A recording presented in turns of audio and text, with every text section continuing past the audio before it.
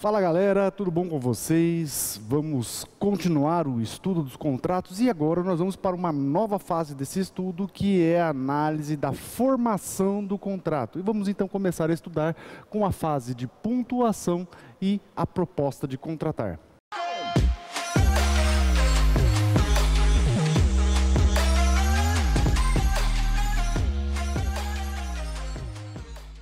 Bom, pessoal, nós passamos da fase introdutória do estudo da teoria geral dos contratos, né? Nós vimos lá toda a parte de introdução dos contratos, os planos de existência, validade e eficácia, as condições dos elementos formativos do contrato. Depois nós vimos o estudo dos princípios fundamentais dos contratos. E agora nós vamos para a segunda fase do estudo dos contratos, que é a formação do contrato. Como é que se forma um contrato? Como é que se forma um contrato, pessoal? Então vejam que todo contrato, ele passa por um processo formativo. Qual que é a finalidade desse processo formativo? A finalidade desse processo formativo é promover a estruturação e promover a harmonização das vontades.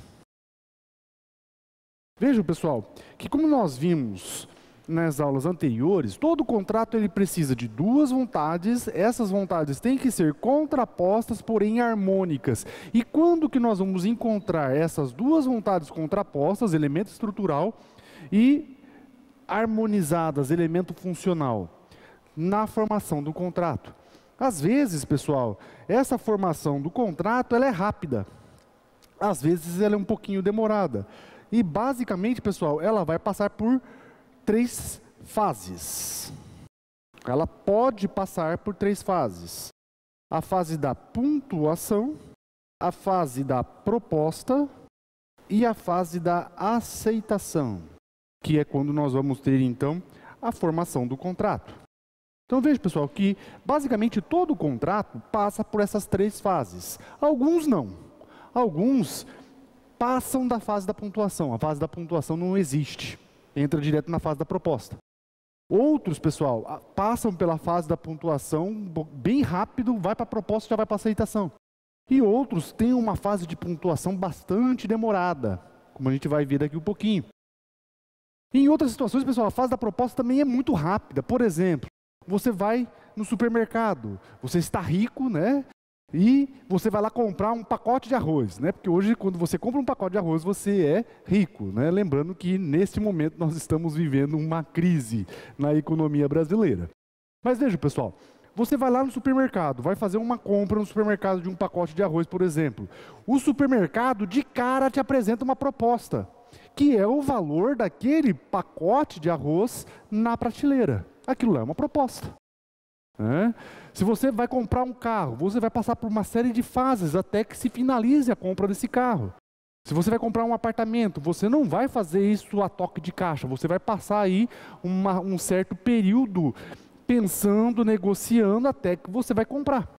Então tudo isso, pessoal, faz parte do processo formativo do contrato. Em algumas situações se pula algumas fases, em outras situações passa-se por todas as fases, às vezes de forma mais demorada, às vezes de forma mais rápida. Vamos então, pessoal, para o estudo da primeira fase, que é a fase de pontuação. Essa fase de pontuação também é chamada, pessoal, de negociação preliminar. Essa fase aqui, pessoal, é onde as partes negociam, pensam, fazem cálculos, debatem, estudam. Vamos dizer assim, eu gosto de chamar que essa fase aqui, que é a fase do namoro. É o namoro do contrato, pessoal, aquele namoro daquela situação. Por exemplo, você vai lá comprar um carro. Então você vai lá dar aquela olhada no carro e vai embora para casa. Depois você volta lá na concessionária, dá mais aquela outra olhada, faz um test drive, volta para casa.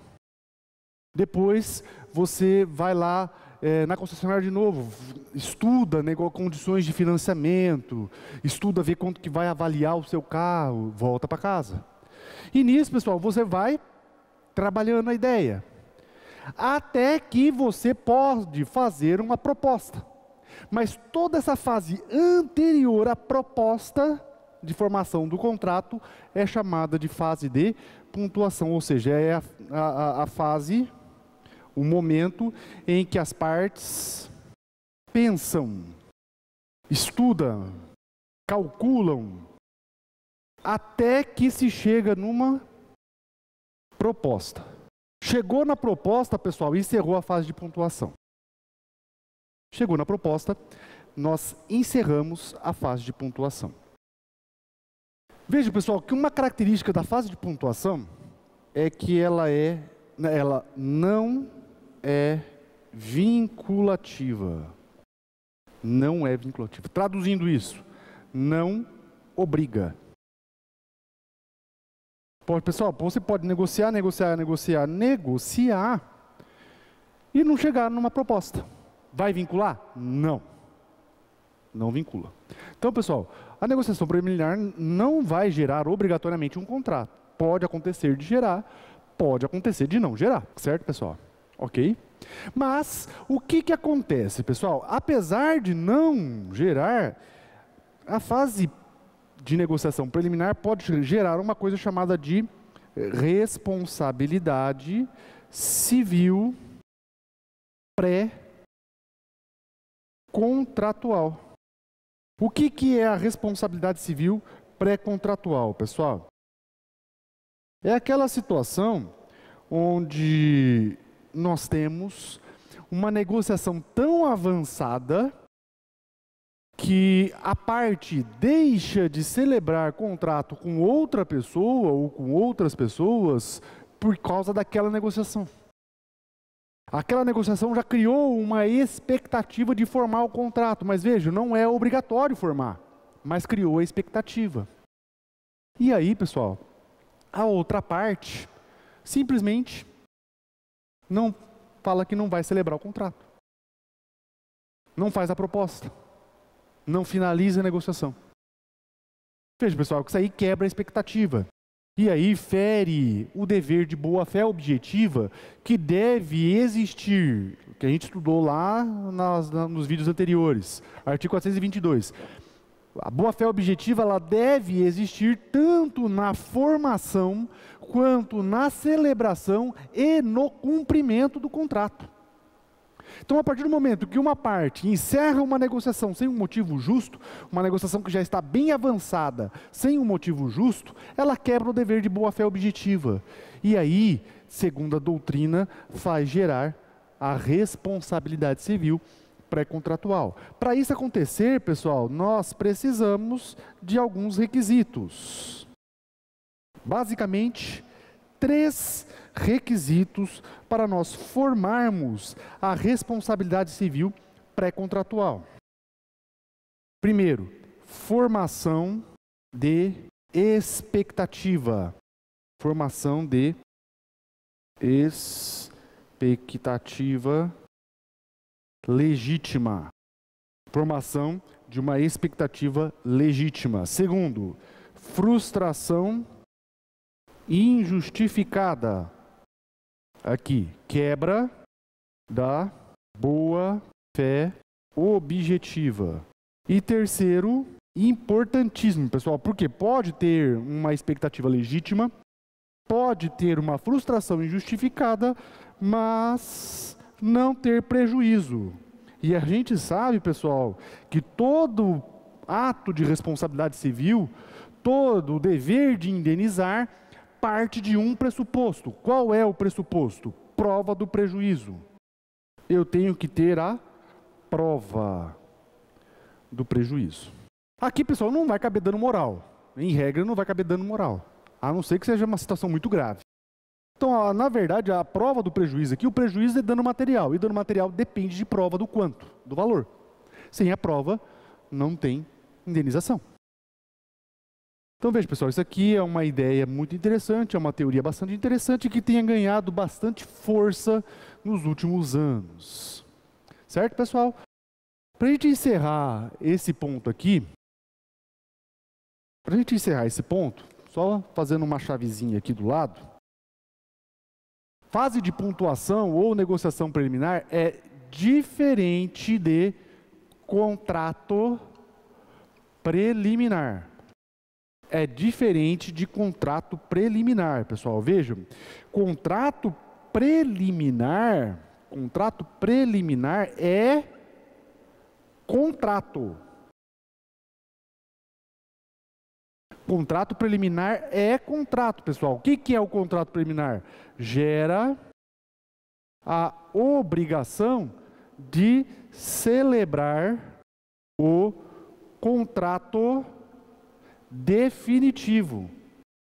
Então é um contrato, não é negociação. A gente já passou da fase de negociação. Então, pessoal, não confundam negociação preliminar, fase de pontuação com contrato preliminar, porque o contrato de preliminar é contrato. Exemplo, pessoal, compromisso de compra e venda, ou contrato, entre aspas, particular de compra e venda de imóvel, que nada mais é do que o compromisso de compra e venda. Compromisso de compra e venda, pessoal, é um contrato preliminar, é um contrato. A obrigação que nós temos nesse compromisso de compra e venda é que, finalizado o pagamento ou finalizada a condição que está prevista lá no contrato, a parte vendedora fica obrigada a celebrar o contrato definitivo. Ou seja, o instrumento público de venda e compra de imóvel, nos termos do artigo 108 do Código Civil. Então, veja, pessoal, não confundam contrato preliminar com negociação preliminar ou fase de pontuação.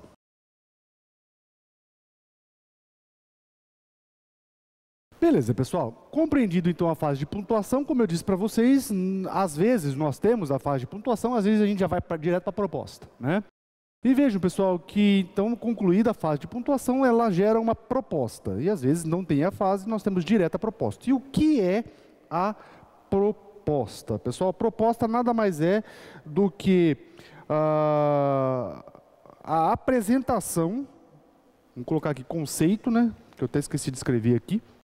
Conceito e força.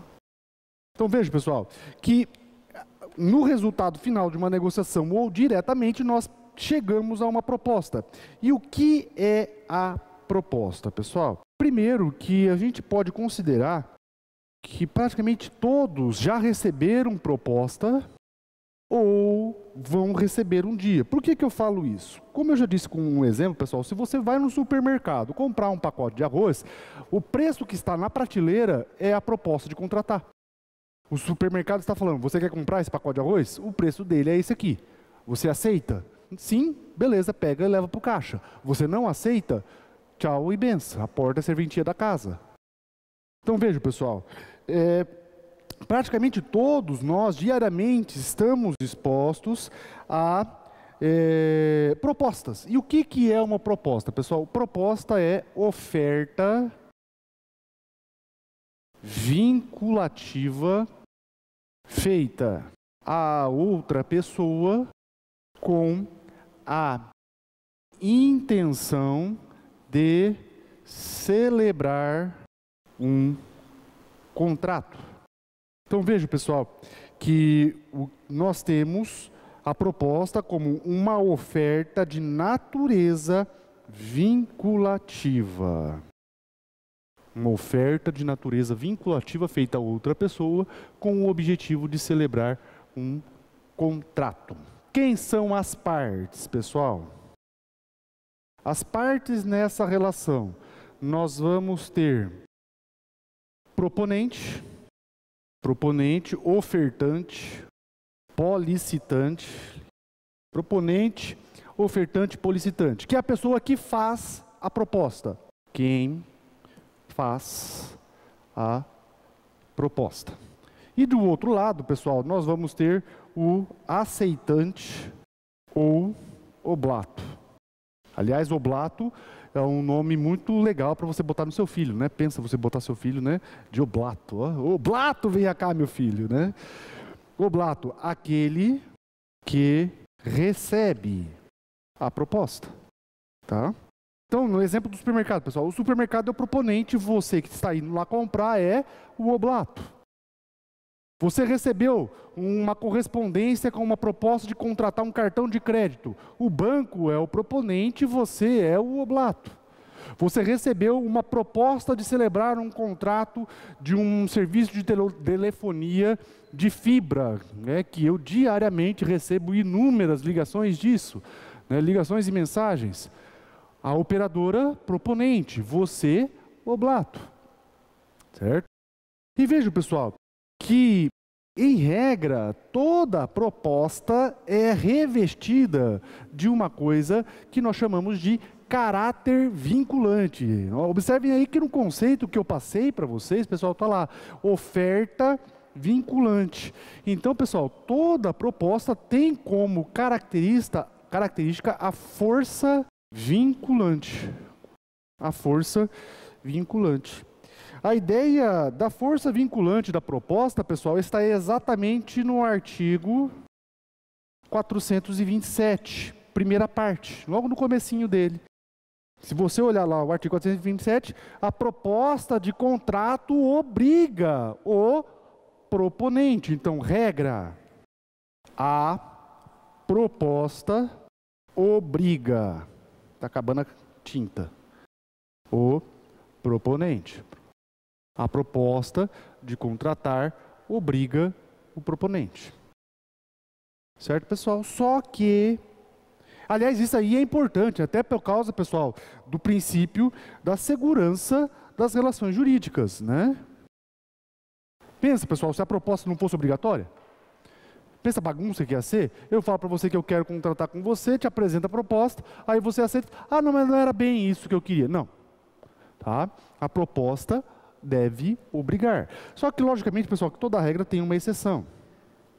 E, na verdade, pessoal, nós temos basicamente 4 exceções. Eu gosto de apontar aqui 4 exceções, que estão presentes aí no artigo. 4 exceções. Então, na sequência do artigo, pessoal, a proposta de contrato obriga o proponente. Se o contrário, então aqui começa a exceção. Se o contrário não resultar dos termos dela, da natureza do negócio ou das circunstâncias do caso. Então, olhem aí, pessoal, que nós temos basicamente 4 situações de exceção. O artigo 427 traz 3 e existe uma 4ª que a gente vai mencionar. Primeiro, pessoal, os termos da proposta.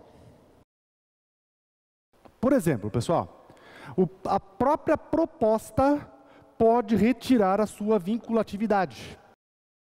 A própria proposta pode retirar a sua vinculatividade.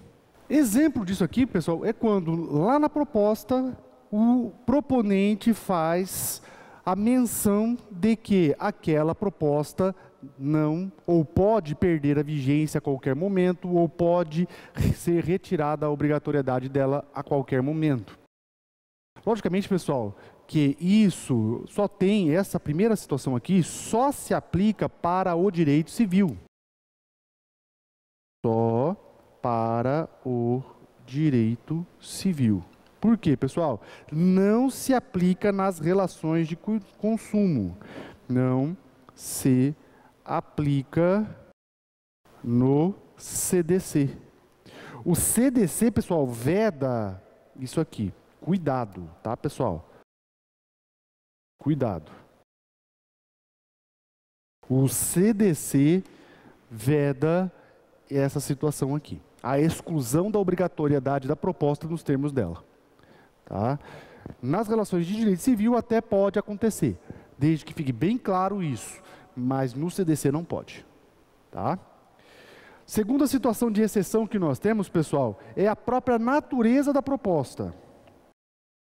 A própria natureza da proposta exclui a obrigatoriedade dela em algumas situações. Por exemplo, promoção no rádio, pessoal. Às volta e meia tem umas promoções no rádio, e o radialista fala, aquele que ligar agora, o primeiro que ligar vai ganhar um negócio tal, né? Vai ganhar o convite do show lá, saudades show, em razão da pandemia, né? Mas veja, pessoal, que nessa situação é só o primeiro, o segundo que ligar já não tem direito, a proposta perdeu a validade. Tá? Então, nessa situação, o primeiro que liga ganha, o segundo já perde a validade. Outra situação, pessoal, quando o termo da proposta limita a quantidade que está na promoção. Por exemplo, promoção ou proposta válida para 10 unidades. Acima de 10 unidades, passou, já vendeu essas 10 unidades, acabou a proposta. Ou a proposta limita o lugar onde está tendo a validade dessa proposta. Então, essa proposta se refere à loja tal, da rua tal. Outras lojas dessa mesma marca, mas em outros lugares, não tem força vinculativa. Então, veja, pessoal, são situações onde nós temos aí perda da vinculatividade da proposta. Terceira situação, pessoal, circunstâncias do caso. As circunstâncias do caso, que também está lá no artigo 427. Isso aqui, pessoal, é a famosa cláusula geral.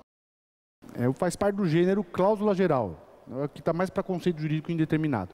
Mas, tudo bem. Veja, pessoal, que aqui nós temos um preceito aberto. O legislador deixou aberto para o magistrado analisar a situação do caso concreto e vislumbrar se ali há ou não vinculatividade. Se aquela proposta está ou não vinculando. Então vai deixar aberto. Em última análise, quem que vai decidir se a proposta vincula ou não é o judiciário, dentro das circunstâncias do caso. Então o judiciário vai entender, neste caso aqui, essa proposta está vinculando. Ou neste caso aqui, por causa disso, disso e disso, a proposta não está vinculando. Ok, pessoal? Beleza? E veja, pessoal, que uma última situação que nós temos aqui é a perda da validade. Perda da validade da proposta, que a gente vai estudar agora no próximo tópico. Perda da validade da proposta, que é a última situação.